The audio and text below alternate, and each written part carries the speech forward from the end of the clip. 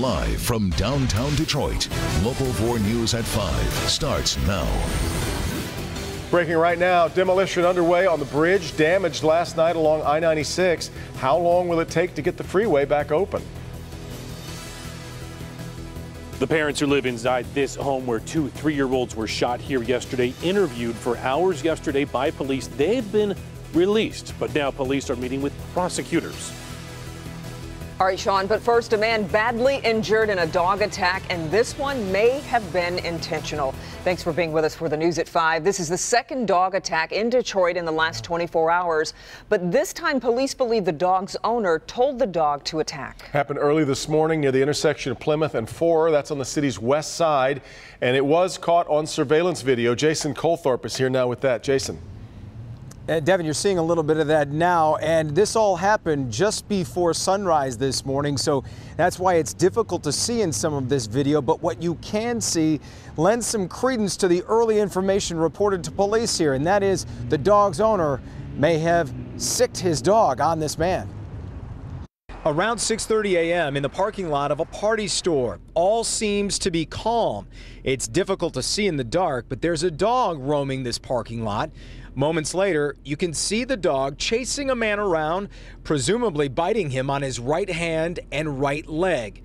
Then the dog is calm around another man, possibly its owner, before attacking again. Watch closely to the top of your screen as the dog charges across the parking lot and the victim runs into the street just as an ambulance arrives. Later, when police arrived, the dog ran off. I'm told no one has been arrested and the dog has not been located. Now, I did speak to some neighbors in that area. Nobody seems to know who that man is or where that dog is. They had no knowledge of what happened. And again, police do expect the victim here to be okay, but he does have some serious wounds on his hand and his leg. Devin? Jason, I guess I'm wondering if there's any chance these two men knew each other. That's the original report to police, is that they did know each other, which makes sense when you see the video, and it's difficult for you to see it the first time, but I looked at it at length, and after the first attack here, the victim doesn't run away. He stays across the street and then comes back, which makes you wonder why he wouldn't have left completely in the first place. Yeah. Devin. All right, Jason. All right, now to breaking news we're following in Brighton Township. Take a look here. We've got live pictures from Sky 4 as demolition crews are on site taking down the bridge over eastbound I-96 that was damaged last night when it was hit by a semi. Mara McDonald there live, and Mara, MDOT seems to be moving pretty quickly to try to get this done. Devin, they're moving along. Take a look. You can see they've already got a contractor out on the bridge. They've been working for about an hour so far. They're making pretty good work of it. But you can also see that eastbound 96 is closed, and it will remain closed until that bridge is down. Why don't we take a little look at some of the pics coming out live from Sky 4 right now. While eastbound 96 may be closed, the westbound lanes are open. However, they are moving extremely slowly. So if you have business that takes you in and around this 96 corridor right now, expect delays no matter which way you're going to go. Now, MDOT originally thought they were going to start on demolition of this bridge at 8 o'clock tonight. They moved it up to 4 o'clock this afternoon, and the anticipation is that they are going to somehow have this entire bridge down and taken care of by 5 o'clock tomorrow morning, which means that 96 East should be open in time for the morning rush. We're live in Brighton. I'm Mara McDonald, Local 4. Okay, Mara.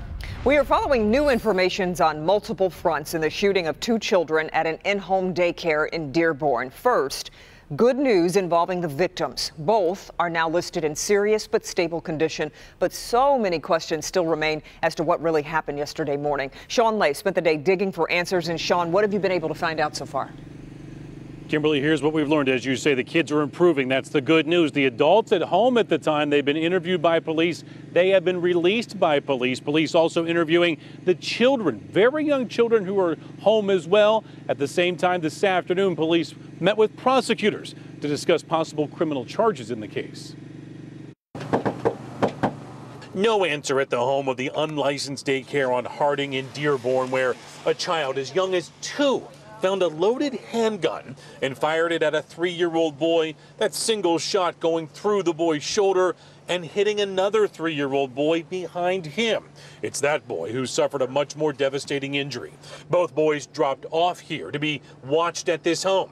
Local 4 has learned the woman who runs the daycare and her husband were interviewed by Dearborn police for hours Wednesday, but were released overnight.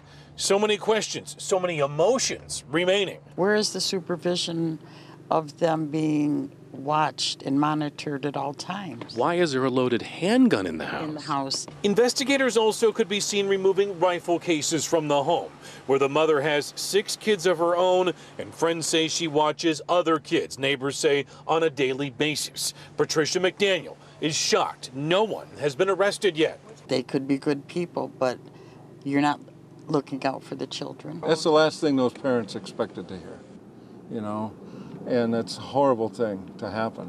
No excuse, no excuse.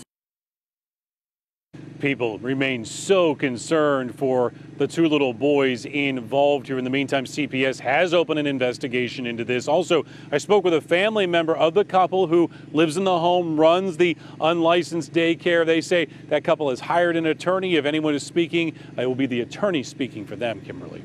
And Sean, just back to the little boys who are believed to be about 3 years old. Do we know anything about their recovery? I know you said they have been upgraded to stable condition, but any more on how they're doing? Dearborn's chief says he is being so cautious with his words on this. He says the boy that got shot in the shoulder is making a nice recovery. The other boy shot in the face. He has a longer recovery, and he says that could mean swelling, infection, so he's very concerned about him at this hour. Yeah, certainly our thoughts and prayers with them tonight. All right, Sean, thanks. As Ben promised it would, we have made our return to fall with temperatures dropping after we started this week in the 90s. Remember that? Oh, it's such a switch, just like that. We're in the 60s now, and it's not going to get much warmer over the next few days, Ben. No, this is what you see is what you get out there, and this morning was definitely a shock to the system. We were in the 40s in most locations, just barely holding on to the 50s in the metro zone, 50 at Metro Airport and 52 in the city, and also out to Grosse Ile. Currently, as Kim mentioned, we are in the 60s. But the other thing we're watching is the rain. There are actual showers that are falling across the UP, and this is part of a system that will make it down to us late tonight. So we'll get through the evening hours dry. Temperatures dropping to the mid-50s here by midnight, but the rain won't be far away. We need every drop we can get. We'll look at how much we're expecting and whether or not that is going to make a dent in our rainfall deficit coming up in a few minutes. Guys? All right, Ben. One of the Detroit Lions who took a knee during the national anthem says his demonstration on the field has cost his father a job. Lions defensive tackle Akeem Spence turned to Twitter today and said his father was denied a job by a contractor because of his protest. Spence was one of 8 Lions players who took a knee Sunday during the national anthem. His father runs a concrete company in the Florida Panhandle. Vice President Mike Pence in Metro Detroit today talking up President Trump's tax plan, making remarks at American Axle in Auburn Hills. And our business editor, Rob Maloney, was there to show us a little bit more about what's in the plan and what it would mean come tax time if it's approved. From the very beginning, President Trump said making America great, as he likes to put it, means having a great American economy. And in order to make that happen, he believes, it's putting more money back in your pocket. Thus, the theme we heard from the vice president today. Quick look at the tax cut proposal starts with simplifying your taxes, cutting 7 brackets down to just 3. We're going to cut taxes across the board for working families, small businesses, and family farms. Up next is a greatly increased standard deduction, the number after which you can start paying your tax. Right now, if you're single, it's $6,350, twice that if you're married.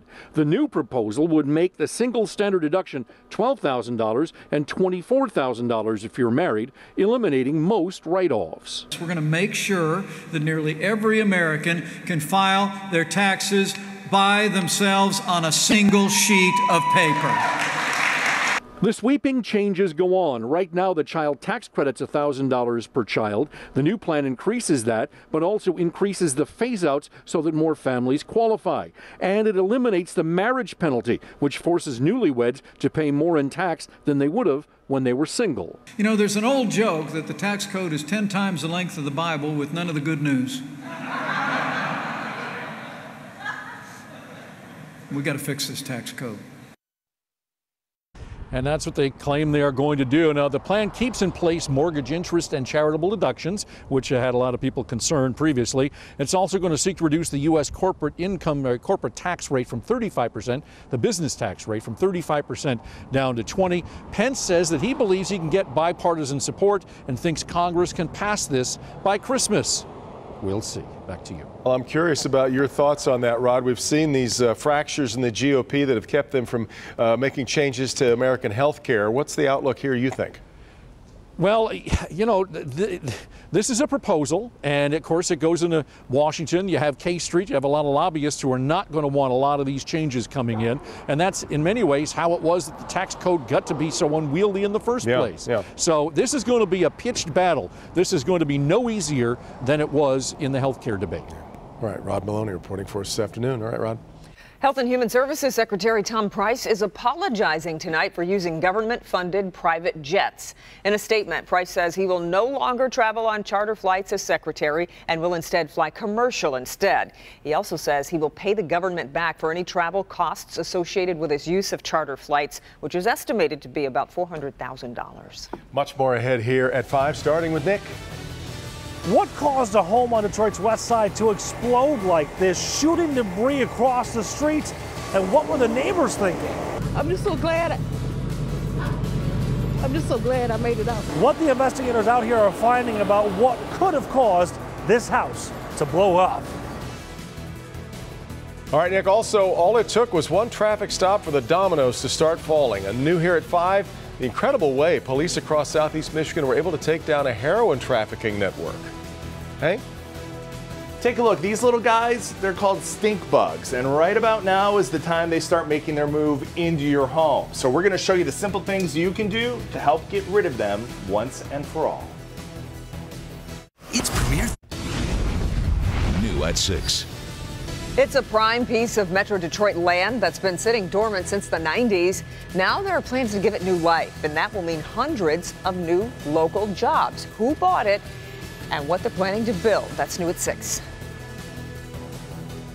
If you can find a way to take pressure off the sewer line under here, that line won't be backing up into your basement. In Detroit, I'll show you 2 projects that are working.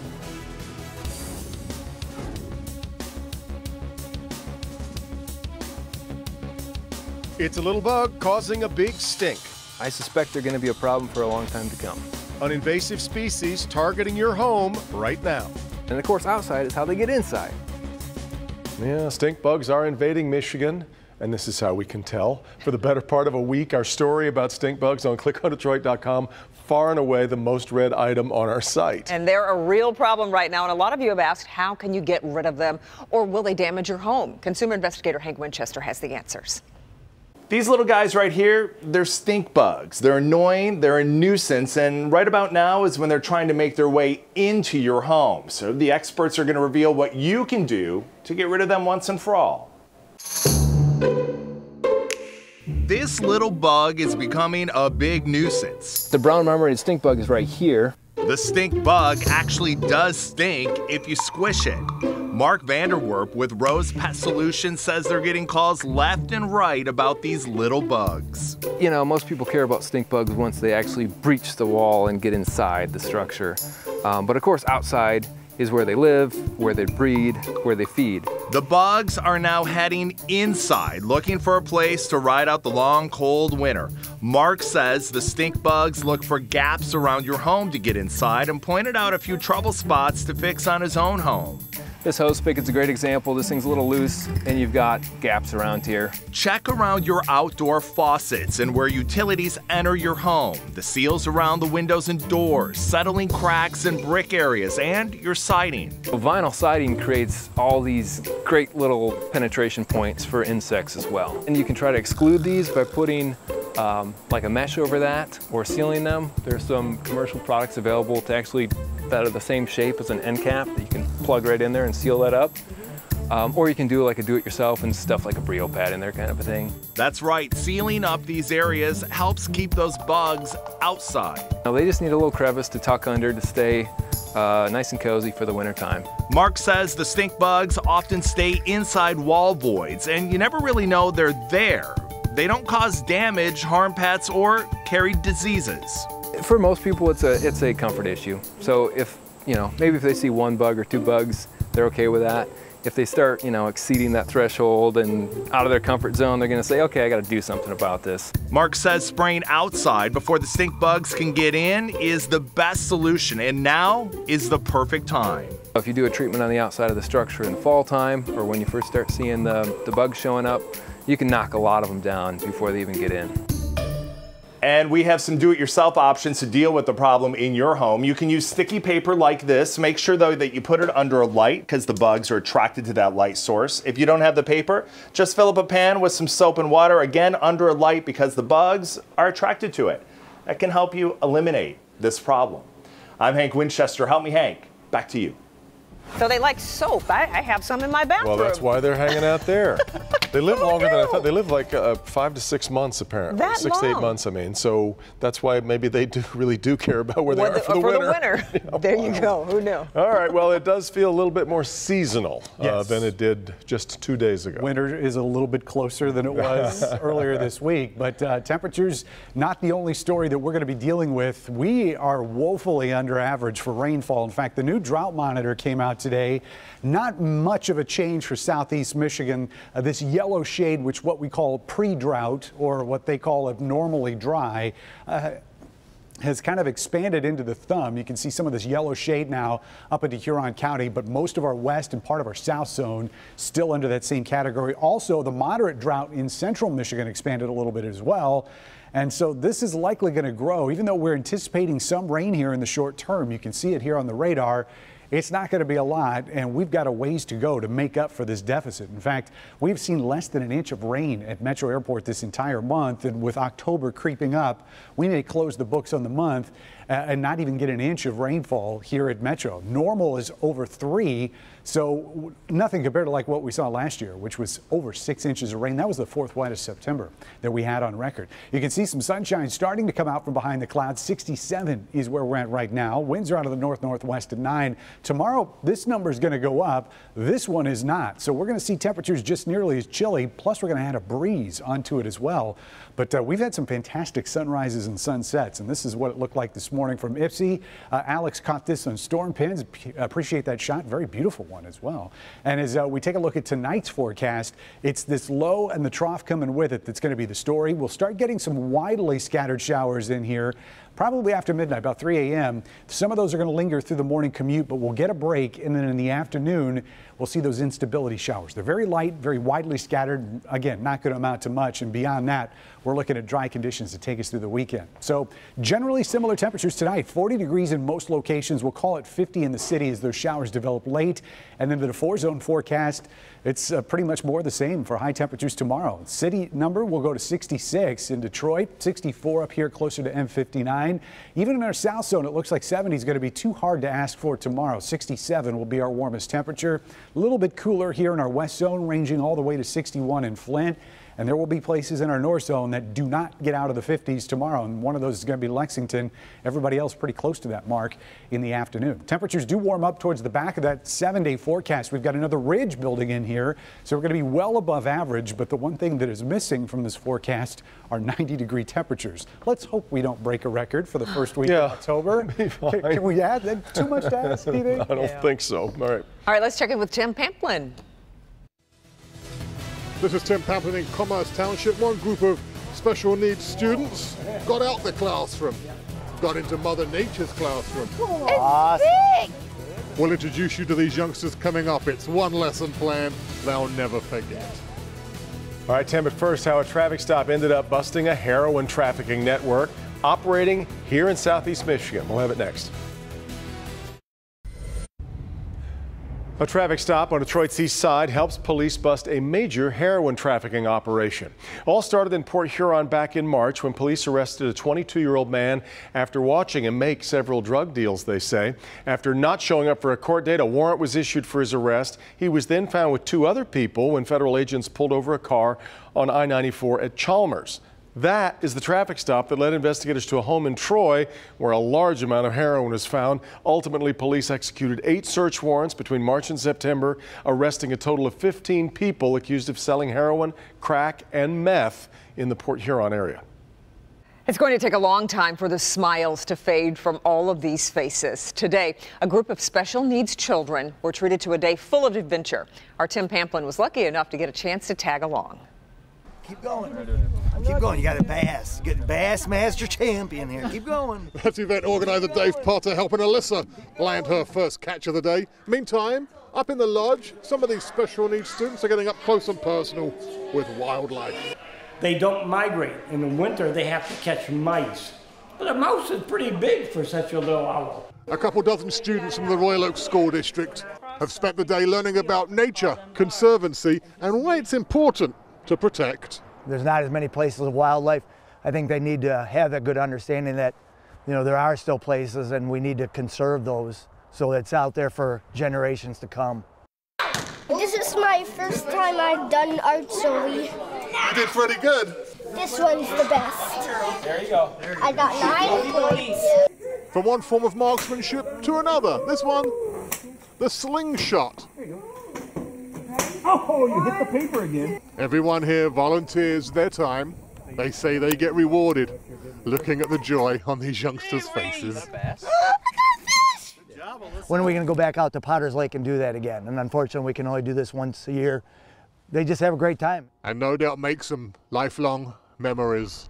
Like the time you got a bullseye, met Sparkle the owl, overcame your fear of snakes, and of course, Alyssa landing her first bass. That's the scene at the Multi Lakes Conservation Area. Tim Pamplin, Local 4. New at 5:30. Chaos at the airport. How one small glitch snarled air travel worldwide.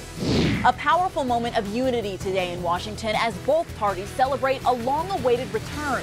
I'm Blaine Alexander with that story from the White House. I'm Nick Monticelli on Detroit's west side. That used to be somebody's home. At 3:30 this morning, it exploded. What happened and what work crews think may have been the culprit? Wheelhouse. A home on Detroit's west side blown to bits. Now investigators are working to find out what caused it to happen. Good evening. Take a look at this video. A home on Detroit's west side didn't just catch fire this morning, it exploded. Happened overnight on Monica Street near 8 Mile and Livernois. Nick Monticelli spent several hours there today as arson and work crews worked to try to figure out what happened. So there are still work crews out here trying to figure out exactly how this happened, but they certainly know it was an explosion. Look at what used to be the home, where portions of the home landed. Even the front door was maybe 30 or 40 yards away. Oh, it's all a blessing, isn't it? Angels all around them. You believe that? That may sound a little strange out of context, but when you hear why no one was hurt, you'll understand why. Around 3:30 this morning, this home on Monica on Detroit's west side exploded. Arson crews think it somehow filled with natural gas before blowing up. People heard it 3 or 4 blocks away. Like I said, I thought somebody had hit my house. Leah Smith lives right next door to the home that no longer exists. She's the one who called 911. I just was hoping that they would get here to save my house because their house is blown up and there's nothing left. And I'm just so glad I made it out. I called her and she was just crying, and I said, "Stop crying. I'm so glad you're alive." Kay Muhammad didn't want to go on camera, but her sister lives here, or used to live here. I guess when the light comes on from daytime, you'll see the reality. And it really is unbelievable. During the day, you can see that pieces of this home were blown at least 30 yards away. And the couple that lives here, they weren't home. The husband was having stomach pains, and they went to the hospital. If it wasn't for them going to the hospital for my brother-in-law issues, they just would have been in there, and I can't even imagine that. On Detroit's west side, Nick Monticelli, Local 4. So arson investigators still trying to determine how natural gas filled the home and, of course, also what sparked it. Other news, an 11-year-old boy has been missing for more than 48 hours now on Detroit's east side. Khalil Alexander was last seen at his home Tuesday around 11:30 in the morning on Main Street near Nevada Avenue. His mother believes he ran away from home because he was afraid of getting in trouble. He's just 3 feet tall, 11 inches, with a slim build, and was last seen wearing a white shirt with blue pants. Puerto Rico is now facing serious water, food, and power crisis in the devastation of the aftermath of Hurricane Maria. It's been just over a week since Hurricane Maria slammed into Puerto Rico, and while the floodwaters have receded, there is now a lack of drinking water ravaging the island. The power outages are not only affecting the ability to treat the water, but also the ability to use the phone. Humanitarian aid is starting to pour in, but distribution is still a problem. Busy day in Washington. The Trump administration trying to light the fire on tax reform while convincing critics it's doing all that can be done to help the hurricane-stricken residents of Puerto Rico. And while a cabinet member is trying to move beyond controversy, a single member of Congress grabbed the spotlight and a standing ovation. Blaine Alexander has all of that from Washington. Blaine? Well, Devin, the partisan fighting in Washington has shifted from health care to tax reform. But today, a momentary truce as both sides came together to celebrate a long-awaited return. Arriving on crutches to cheers rarely seen on the House floor, Congressman Steve Scalise back on the job. More than 3 months after a gunman's attack at a congressional baseball practice nearly killed Scalise, members of both parties today welcoming him back. It really does show the warm side of Congress that very few people get to see. That moment of unity, a stark contrast to the political clash over the GOP's new plan to cut taxes, one that could cost trillions. But today, a top fiscal conservative embracing that as an investment. As long as we have a plan to pay it off over a longer period of time, I think that that's fiscally responsible. While Vice President Pence spent the day in the Midwest selling tax reform, the administration fighting off criticism that it has been too slow to deliver relief to Puerto Rico, devastated by Hurricane Maria. The bottom line is we are here, we are pushing, and we need America to unite around this rather than pointing the fingers right now. Today, President Trump lifting restrictions to allow foreign ships to deliver relief cargo directly to the island he plans to visit next week. Meanwhile, his HHS Secretary Tom Price under fire for his recent trips by private jet. I think we've still got the confidence of the president. But at the White House today, Tom Price says he has your confidence. Is that true? The president himself ignoring questions about Price's fate. But President Trump was vocal today on Congressman Scalise, calling him a good friend and saying we're happy he's back. At the White House, Blaine Alexander, Local 4. All right, Blaine, one more note from a very busy Capitol today. Representatives from Twitter met with congressional Russia investigators today talking about how Russian-linked accounts may have worked to influence the 2016 elections. According to South Korea's National Security Advisor, the U.S. is sending more strategic military assets, the way they put it, to South Korea. As tensions heighten between the United States and North Korea, things like B-52 bombers, aircraft carriers, and nuclear power submarines will be sent on a more regular basis to the South to help deter against the North. In a speech today by South Korea's president, he claims securing counter capabilities are the most urgent task right now. Chaos at airports around the world today after a major technical problem. A program known as Altea that helps airlines manage customer reservations, including tagging luggage and issuing boarding passes, encountered a network issue. Flights were delayed. Travelers struggled to check in at several airports, including Paris, Zurich, and Frankfurt. Southwest Airlines also reported computer troubles at several U.S. airports. A very candid announcement tonight from Emmy Award-winning actress Julia Louis-Dreyfus. The former Seinfeld star tweeted today she's been diagnosed with breast cancer. Louis-Dreyfus is 56. Earlier this month, she of course won her 6th consecutive Emmy for her performance on HBO's Veep. HBO said in a statement she learned of her diagnosis the day after the awards ceremony.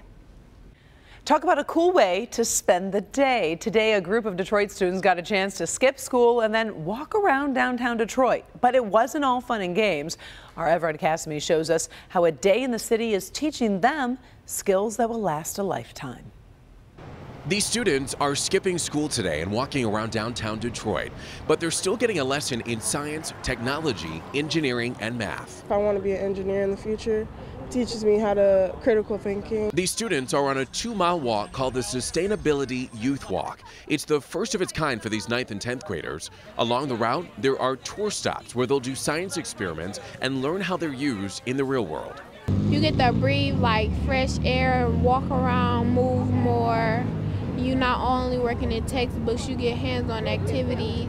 One of the stops along this walking tour was right here in Grand Circus Park under the shadow of the Q line. The students were given an introductory course on how to make a mass transit system just like it, using these Legos, a makeshift train track with magnets attached to it, and a bag of rice. And it's not as easy as it looks. We had to make sure we had a perfect balance and structure and a nice weight, so that it can be balanced on the magnet so it won't pop off. We thought it was easy, but it was actually kind of hard. Another real-life science experiment, the students had to learn how to filter and clean water using plastic bottles, a scale, and coffee filters. Our water didn't really get clean because of the cloth that we used to filter the water. And with each stop along the 2-mile stretch, the goal is simple. The goal is really to start as early as possible to introduce kids to really those careers and those disciplines so that they can have an interest and pursue that. And so far, it seems to be working. You want to be an engineer one day? Yes. I'm really good at thinking for everyone, like not just myself. I think about how it affects everyone else. In Detroit, Evrod Cassimy, Local 4. All right, thank you, Evrod. The Sustainability Youth Walk is put on by Michigan-based architectural engineering firm Fishbeck, Thompson, Carr, and Huber. The all-day event was led by tour guides who are current scientists and engineers. Pretty cool stuff. Good program. Yep, bet. If you've got a boss who is really mean, there is a new excuse to tell them to cut it out. New here at 5:30, we'll show you what being mean to employees really does in the workplace. Sandra. Well, we know too much screen time is bad for kids, but a brand new study suggests where they watch is just as important as how much. Coming up, see why a simple rule could make a huge difference. All right, Sandra, but coming up first, we know Detroit is on the top of the list of Michigan's most violent cities. You won't believe who came in at number 5, and we'll have it next. He's the new at 6. 4 Macomb County employees getting paid not to work, but now a judge's ruling could have them back here in the clerk's office working. The big question now, though, is will they be able to get along with the clerk? Plus, when expensive items started disappearing from a local Target, investigators didn't have to go far to find their suspect. What this man is accused of taking. New at 6. Detroit tops the list of Michigan's most dangerous cities, but the town that came in at number 5 is where things get interesting. According to the FBI, Mackinac Island is the 5th most violent city in Michigan. Here's why the numbers don't really add up. The FBI only accounts for the people who live there year-round, and so the island year-round population is 479. Well, there were 8 violent crimes reported last year, most of them happening, as you might expect, during tourist season when there are as many as 18,000 people on the island, but they are counted against a population of less than 500. So that's one of my favorite places. Oh, mine too. I love it up there. All is still well there. In good health, from poor grades to lack of sleep, we've heard a lot about the harmful effects too much screen time can have on children. But tonight, a new study suggests where they watch is just as important as how much. Our Sandra Ali joins us now with a closer look. What are we talking about here? Well, you know, this is interesting because whether it's TV, video games, or iPad time, kids are drawn to screens. We all know that. But new research finds making one simple change could have a very dramatic impact on your child's screen time. Chris Johnson is already struggling to limit his daughter Rowan's screen time. It for certain is the easy out for sure to, you know, just watch some cartoons for 20 minutes. Keeping screens out of her bedroom is a great place to start. Having TV or video games in the bedroom changes how much time children spend with them. It changes what they watch. And then we can see that effect in a number of outcomes. Researchers at Iowa State University found kids with a screen in their bedroom got less sleep, did worse in school, gained more weight, and were more likely to get into fights at recess. They also had a higher risk of becoming addicted to video games. Once they have it in their bedroom, they're watching it away from parents. So the parents aren't able to monitor what they're seeing, aren't able to be consistent with children's rules. And that screen time is crowding out other activities. They read less, they play fewer games, they have fewer hobbies, they play fewer sports, they go to the library less. More than 40% of children ages 4 to 6 already have a TV in their bedroom. Researchers stress it's far easier for parents to never allow screens in the bedroom than it is to try to take them out. But if you've got computers and video games and TV in the bedroom, is it worth the fight taking them out? Well, this study shows it probably is. Now, this study in particular looked at specifically at TV and video games in the bedroom, but researchers also expect the same effect to be the same, if not stronger, with a cell phone and a tablet. They say at the very least, you want to take those devices out of the room at night, charge them, and just get them out of there. And if you don't introduce it right in the beginning, they don't know. Okay? Well, then you don't I don't know if they're struggle watching with right now, but I'm getting like, oh, it doesn't Yeah. work down here. That was my thing. Yeah. So Mommy's kidding. Karen's saying lie to your children. No, I'm not saying that. I just started that way. Thanks, Sandra. Sorry. That's Dr. Sandra Yes, Ali, that's by the Dr. way. Ali. Thank That's you very exactly much. right. Thank you, Doc. That's right. All right. Well, the Lions continue their preps. I don't